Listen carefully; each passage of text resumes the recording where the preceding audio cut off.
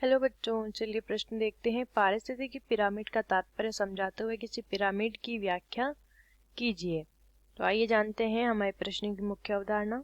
हमें पूछा गया है पारिस्थितिक पिरामिड क्या है, पिरामिड क्या है और एक पिरामिड की व्याख्या। एक पिरामिड भी हमें दिखाना है। तो पहले हम देखेंगे पारिस्थितिक पिरामिड क्या है। देखिए, पारिस्थितिक पिरामिड क्या होता है, जब एक पारितंत्र, पारिस्थितिक तंत्र को हम क्या कहते हैं, पारितंत्र भी कहते हैं। एक पारितंत्र में हम उत्पादक से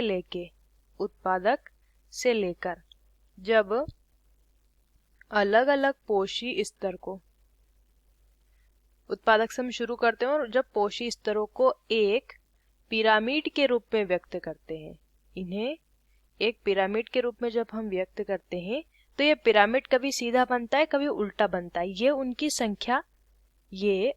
संख्या उनके बायोमास यानी कि उनके भार और उनमें ऊर्जा के अनुसार कभी सीधा बनता है, कभी उल्टा बनता है। इस तरीके के जो पिरामिड होते हैं उन्हें हम पारिस्थितिक पिरामिड कहते हैं। तो ये 3 प्रकार के होते हैं। पहला संख्या का पिरामिड, दूसरा बायोमास का पिरामिड और तीसरा होता है ऊर्जा का पिरामिड।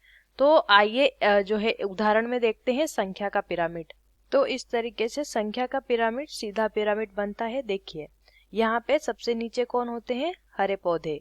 सबसे नीचे होते हैं हरे पौधे। हरे पौधे को खाने वाले जो होते हैं वो होते हैं खरगोश।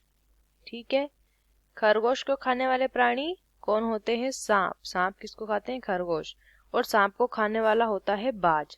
तो अगर हम संख्या देखेंगे तो हरे पौधों की संख्या सबसे ज्यादा होती है, उसके बाद खरगोश की संख्या हरे पौधों से कम होती है, सांप की संख्या खरगोश से कम होती है और बाज की संख्या सांप से कम होती है। तो इस तरीके से जिसकी संख्या ज्यादा होती है उसे पिरामिड में जो चौड़ा भाग होता है, यानी कि ये बड़ा वाला भाग जो होता है उस तरफ रखा जाता है, और जिनकी संख्या कम होती है उसे इस नुकीले भाग की ओर रखा जाता है। तो हरे पौधे कौन होते हैं, पारिस्थितिक तंत्र में ये होते हैं उत्पादक। खरगोश क्या होता है, ये होता है प्राथमिक उपभोक्ता। प्राथमिक उपभोक्ता इसे कहा जाता है। उसके बाद सांप कौन होते हैं, हमारे द्वितीयक उपभोक्ता। द्वितीयक उपभोक्ता इसे कहते हैं। और बाज जो होता है इसे कहा जाता है तृतीयक उपभोक्ता।